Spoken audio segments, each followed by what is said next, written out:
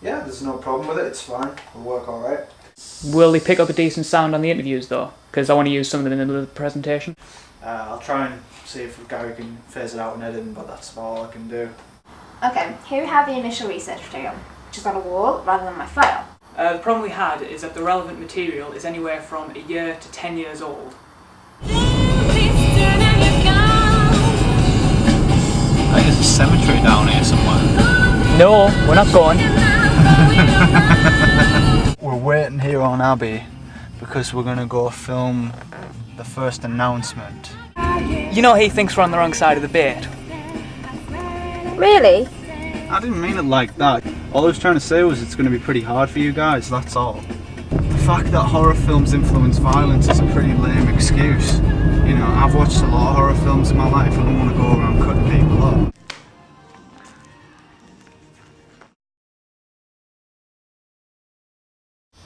My name is Abby Williams. Throughout the following weeks I shall be working alongside Richard Daines, a fellow sociology student, in order to develop a substantial amount of field research to accompany our debate at the case study, the title of which is as follows: Can horror films influence violence in a now saturated media culture? In order to provide a solid medium, or better yet, proof that the research we gathered is accurate and not tampered, we will be recording the interviews with the assistance of film student Chris Wrightson.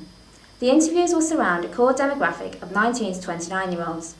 We are set to construct a debate that proves horror films do influence violence. Blair Witch or what? Well, my name is Gary J. Connell and I am the project editor and technical advisor. I'm doing these whole video things because I can't be out filming with those little guys because I don't really have that much free time. Anyway, here goes. Tell you something, I hate kids in horror movies. Really? Oh, they scare me too. And what are we doing today? You know what we're doing, you planned it. What we need on camera? Right. Today we're going to go out and get our first set of interviews. Yeah, sorry. Do you mind if we ask you a few questions? It's about a sociology project I'm working on. No problem. Alright, so the first question is, what is your favourite horror movie? I say Texas Chainsaw Massacre. I'll have to go with Alien from 1979. I don't really watch scary movies. I do like those old black and white Hitchcock thrillers. I think for me, it's got to be The Thing. I'm not a big fan of horror movies, but I do like my paranormal activity. In a society saturated with media, do you feel that horror movies can influence violence, murder for example? Well, not really. No, not in my opinion. Yeah, sorry, I'll let you go first. Yeah. What do you think of the statement that horror films influence violence? Utter crap.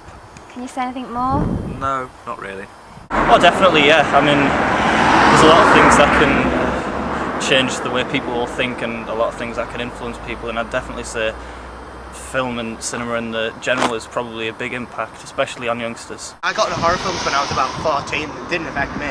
Just, it has to be in the person to do it originally. Yeah. It has to be within their psyche to force that kind of act upon the public. That's it. So, no, not in my opinion. You can do, but if you're stable-minded, probably is not. Well, it's a similar argument with the argument over like violent video games influence murders. Yeah. As he said, it's got to be there first, and there are over millions of people who watch horror films and play these video games. So, and they don't go out and kill people. Pretty interesting if they did. Do you believe that horror movies influence violence? I think I believe more in that Thomas Edwards story than that. This is a disaster. It's not, don't worry about it. Come on, we've interviewed about 11 people in the past 2 hours and we've got like 5 usable responses. If I hear, what are you talking about, one more time. Who's Thomas Edwards? What? Thomas Edwards is a guy here, he talks about someone called Thomas Edwards. Who is he? Oh, it's a ghost story, back from when I was a kid. It probably goes further back than that though. You saying you've never heard of it? Didn't grow up around here.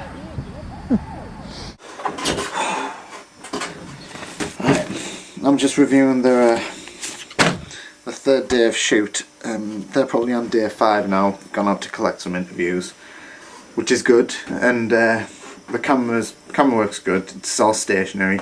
They could have reduced noise by going to more rural areas and staying away from traffic, to be honest. It is. It's just too late. You knew we were going to have problems with this, and that tape was the proof. We just don't have enough empirical evidence to support our debate, and we're not going to get it in time. At least if we go full on with this new idea, we're going to save a decent grade. I think it's a good idea. We'll never get a decent mark, do you, going to save rather than brief? It says display initiative. Initiative. That's what this is. Alright, yep, I want to do this. But I want full research. Yes. We're probably not going to find anything on him specifically. He's just a local story. Alright, well, research on devils, spirits, ghosts, whatever.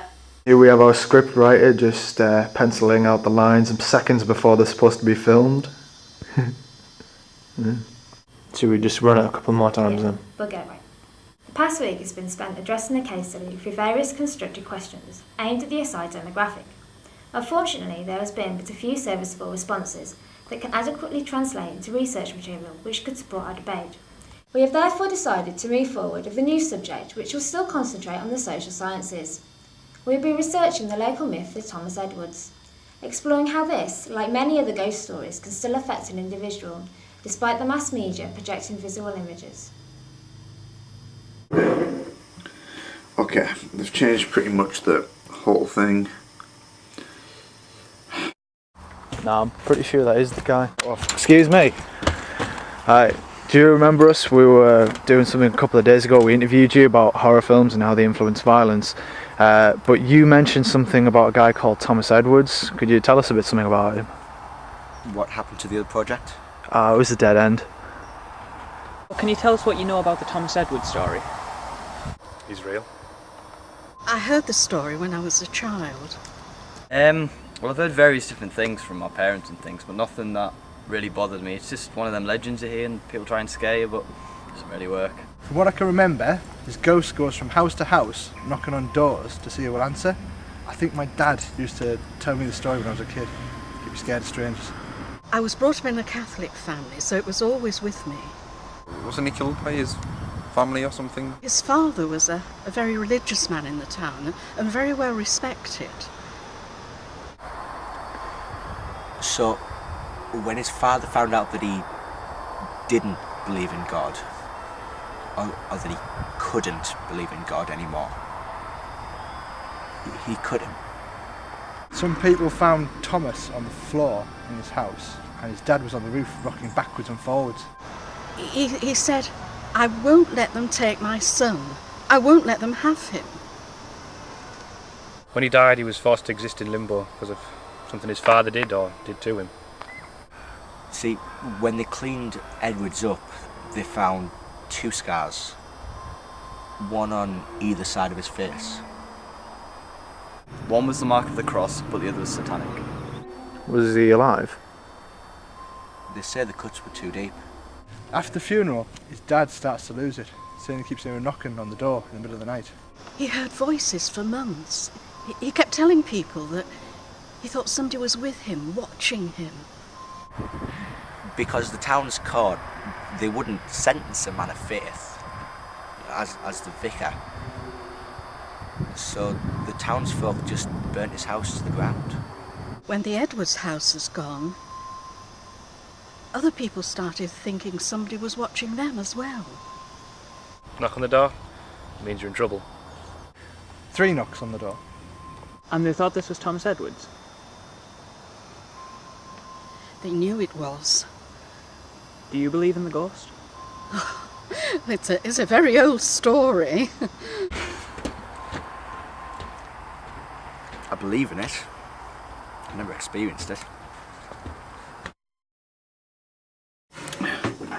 The interviews were out of sequence, which story gets in a muddle because people they talk to, they get the end at the beginning at the end. I'm now waiting on the final interview with Abby, and we'll be finishing the rest of the editing process.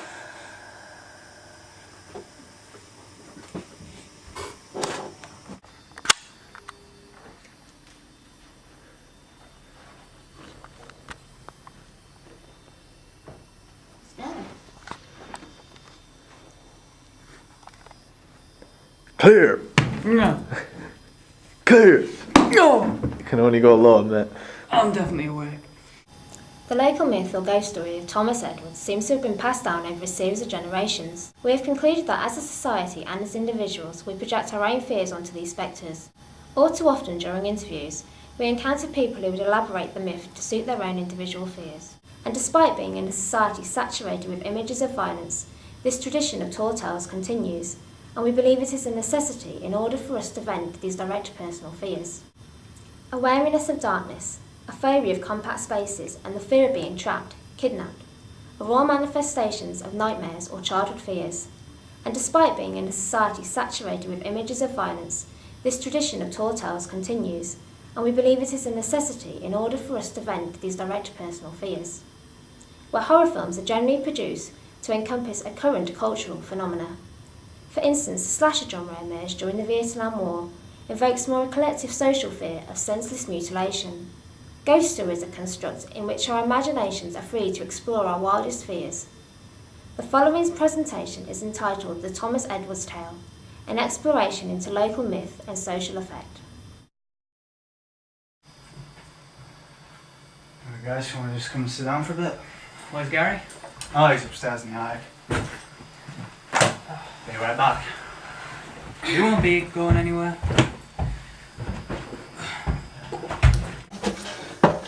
Really narrow steps here, Gary.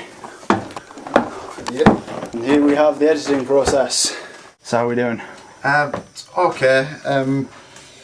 Just uploading the credits, and then after that I've got to upload Abby's presentation speech.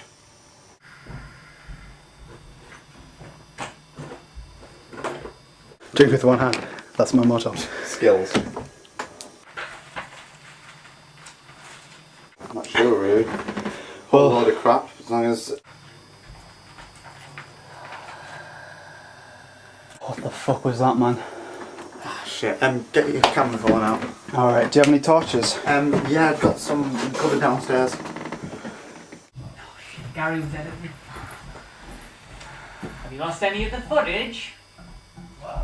I said, have you lost any of the goddamn footage? Fuck you, Rich. So where are the torches again? Just in the cupboard down there. Fuse box. Around the corner. Which cupboard? Oh, that wasn't a good idea. Can't even find the handle now. Oh, there they are. Fuck. Here we go, guys. Cool. I think that's still on. Yeah, it is. Whatever we do, I have to finish this before Monday. So, you gonna flip it on? No. No. Well, it hasn't been tripped off, so it doesn't need switching back on again. Maybe the whole street's out. Yeah, maybe. Chris, go check the street light or something. Yeah, sure.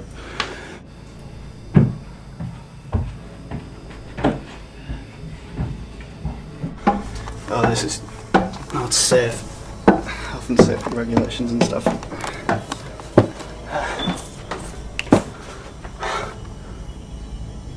No, street lights are on. Yep. The street lights are on. Street lights are on. What are we doing in the house? Gary? Richard? Gary? Gary, man, what's up? Nothing, I was just locking the door. Make me uncomfortable. You look spooked. Is it the Thomas Edwards thing? Oh, relax, man. It's just from watching it all over again, you know, the editing process. Look, I can take a look at the fuse box one more time, and if that doesn't work, head back to mine. Maybe. What was that? Call the police. There's no need to call the police, nothing's happened. Hold it, I'll answer it.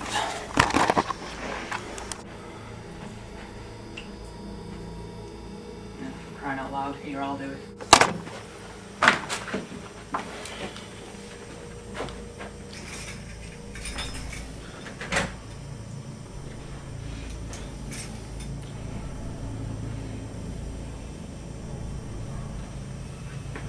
No one there.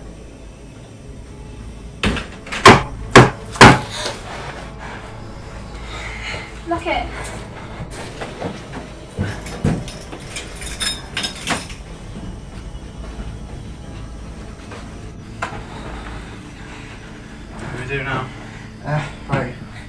check the windows down here. Get a knife, get some. Right. I'm calling the police. Look, there's no need to call the police. For all we know, they could just be pissing about, okay? Just calm down, alright? I can't find a knife anywhere. Help me!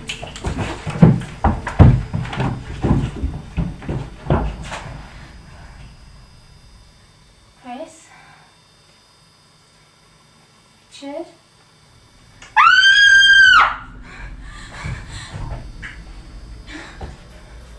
Please. Help me. Help him, please. Help me. Please help me. Help me. Please. Please help me. Help me now. Help him, please.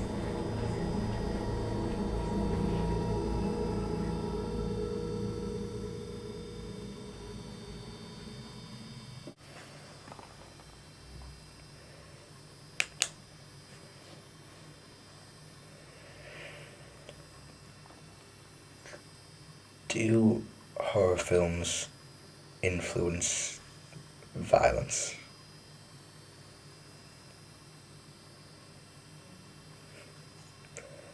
They'll never catch me. They'll never find the bodies. Thomas Edwards did it.